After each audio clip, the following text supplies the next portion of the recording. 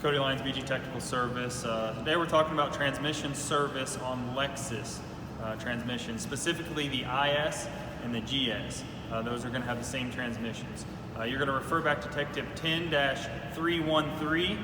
That is what we're covering today. So we'll go ahead and show you where you need to hook up.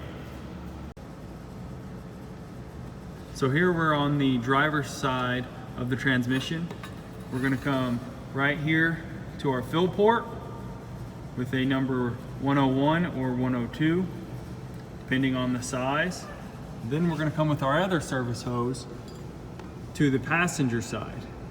We're going to go right here to a pressure port with the number 103. Once you get these hooked up, start your vehicle and you should have good flow. If you have any questions, contact BG Technical Service.